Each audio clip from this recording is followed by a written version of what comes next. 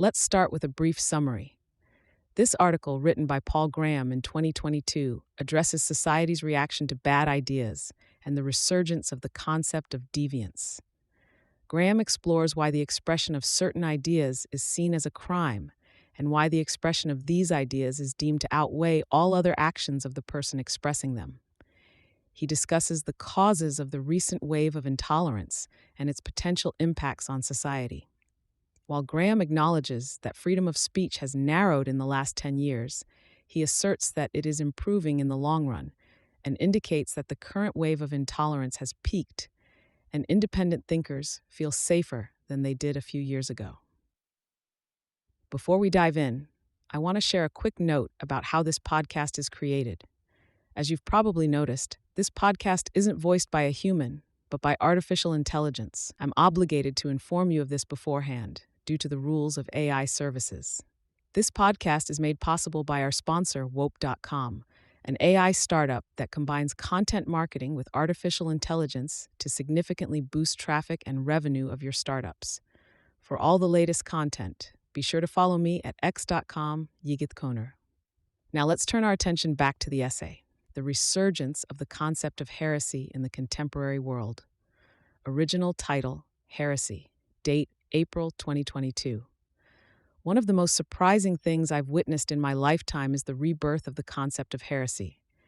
In his excellent biography of Newton, Richard Westphal writes about the moment when he was elected a Fellow of Trinity College. Supported comfortably, Newton was free to devote himself wholly to whatever he chose. To remain on, he had only to avoid the three unforgivable sins: crime, heresy, and marriage. The first time I read that, in the 1990s, it sounded amusingly medieval. How strange to have to avoid committing heresy. But when I reread it 20 years later, it sounded like a description of contemporary employment. There are an ever-increasing number of opinions you can be fired for. Those doing the firing don't use the word heresy to describe them, but structurally they're equivalent. Structurally, there are two distinctive things about heresy. One, that it takes priority over the question of truth or falsity, and two, that it outweighs everything else the speaker has done. For example, when someone calls a statement exist, they're also implicitly saying that this is the end of the discussion. They do not, having said this, go on to consider whether the statement is true or not. Using such labels is the conversational equivalent of signaling an exception. That's one of the reasons they're used, to end a discussion. If you find yourself talking to someone who uses these labels a lot, it might be worthwhile to ask them explicitly if they believe any babies are being thrown out with the bathwater. Can a statement be exist, for whatever value of x, and also true? If the answer is yes, then they're admitting to banning the truth. That's obvious enough that I'd guess most would answer no. But if they answer no, it's easy to show that they're mistaken, and that in practice such labels are applied to statements regardless of their truth or falsity. The clearest evidence of this is that whether a statement is considered exist often depends on who said it. Truth doesn't work that way. The same statement can't be true when one person says it, but exist, and therefore false, when another person does. The other distinctive thing about heresies, compared to ordinary opinions, is that the public expression of them outweighs everything else the speaker has done. In ordinary matters like knowledge of history or taste in music, you're judged by the average of your opinions. A heresy is qualitatively different. It's like dropping a chunk of uranium onto the scale. Back in the day, and still in some places, the punishment for heresy was death.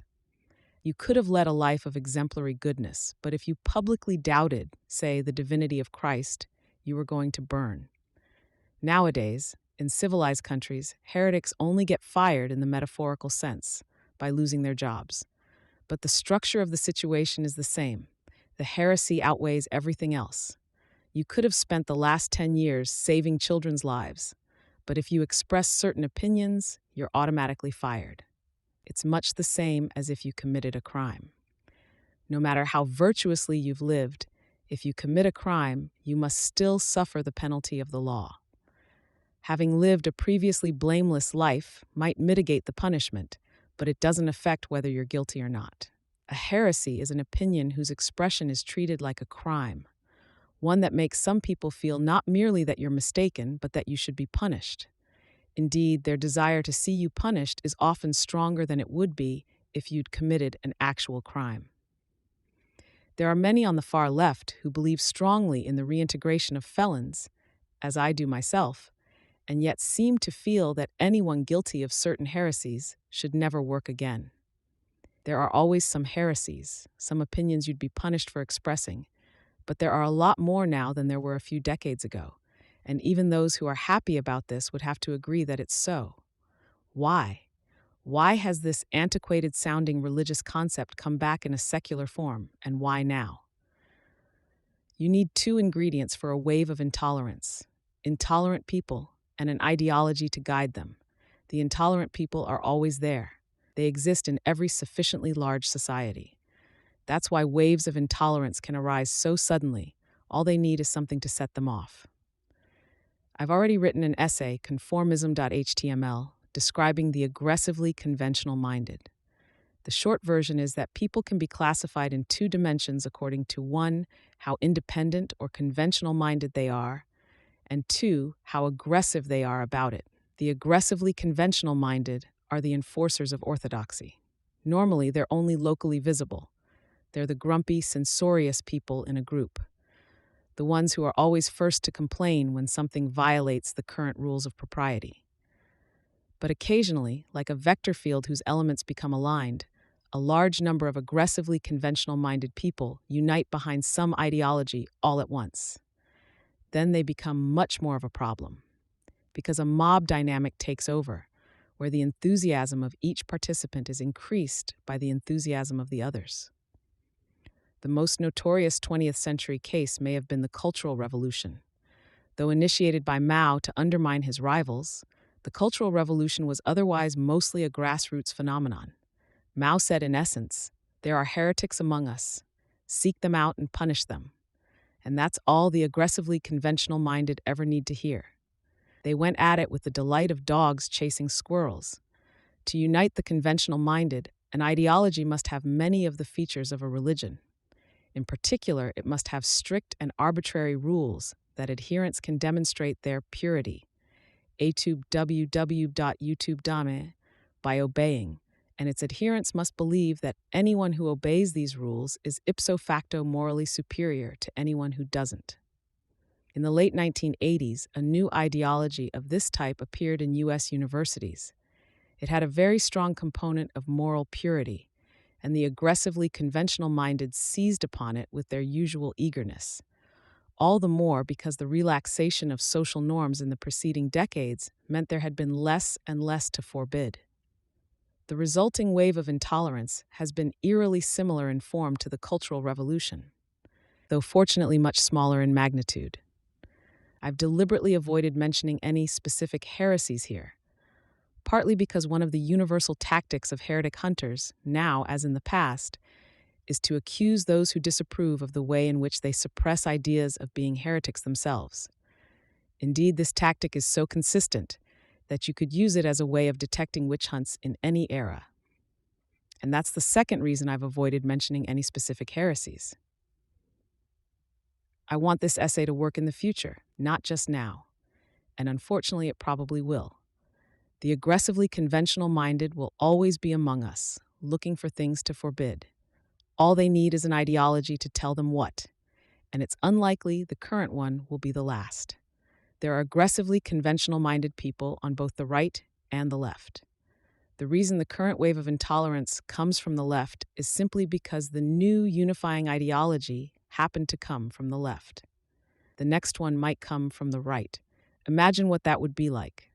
Fortunately, in Western countries, the suppression of heresies is nothing like as bad as it used to be.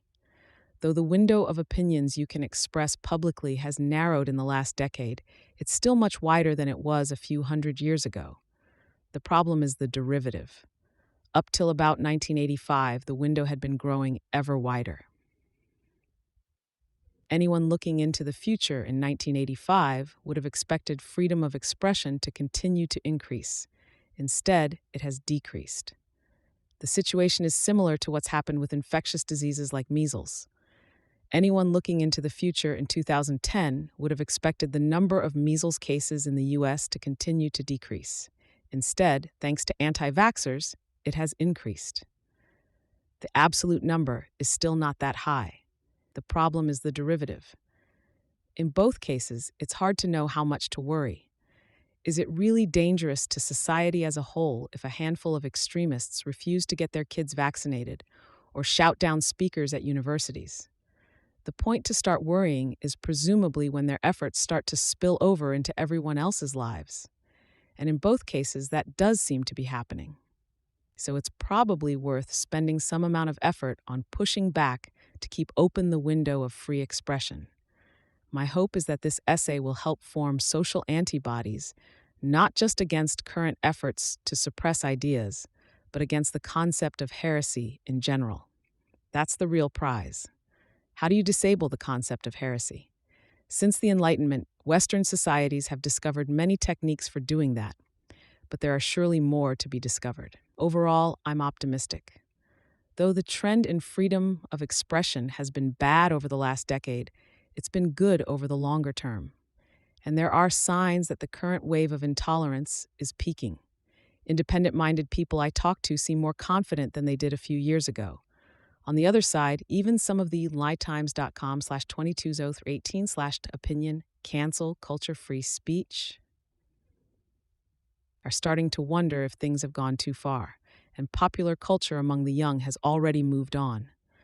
All we have to do is keep pushing back, and the wave collapses. And then we'll be net ahead, because as well as having defeated this wave, we'll also have developed new tactics for resisting the next one. Notes. 1. Or more accurately, biographies of Newton, since Westphal wrote 2, a long version called Never at Rest, and a shorter one called The Life of Isaac Newton. Both are great. The short version moves faster, but the long one is full of interesting and often very funny details. This passage is the same in both. Another more subtle but equally damning bit of evidence is that claims of Xism are never qualified. You never hear anyone say that a statement is probably Xist or almost certainly Yist. If claims of Xism were actually claims about truth, you'd expect to see probably in front of Xist as often as you see it in front of fallacious. The rules must be strict, but they need not be demanding. So the most effective type of rules are those about superficial matters like doctrinal minutiae or the precise words adherents must use. Such rules can be made extremely complicated and yet don't repel potential converts by requiring significant sacrifice. The superficial demands of orthodoxy make it an inexpensive substitute for virtue, and that in turn is one of the reasons orthodoxy is so attractive to bad people. You could be a horrible person, and yet as long as you're orthodox, you're better than everyone who isn't. Arguably, there were two. The first had died down somewhat by 2000, but was followed by a second in the 2010s, probably caused by social media. Fortunately, most of those trying to suppress ideas today still respect Enlightenment principles enough to pay lip service to them. They know they're not supposed to ban ideas per se, so they have to recast the ideas as causing harm, which sounds like something that can be banned. The more extreme try to claim speech itself is violence, or even that silence is. But strange as it may sound, such gymnastics are a good sign. We'll know we're really in trouble when they stop bothering to invent pretenses for banning ideas. When, like the medieval church, they say, "Damn right, we're banning ideas," and in fact, here's a list of them. People only have the luxury of ignoring the medical consensus about vaccines because vaccines have worked so well. If we didn't have any vaccines at all, the mortality rate would be so high that most current anti-vaxxers would be begging for them. And the situation with freedom of expression is similar. It's only because they live in a world created by the Enlightenment that kids from the suburbs can play at banning ideas. Thanks to Mark Andreessen, Chris Best, Trevor Blackwell, Nicholas Christakis, Daniel Gackel, Jonathan Haidt, Claire Lehman, Jessica Livingston, Greg Lukianoff, Robert Morris, and Gary Tan for reading drafts of this.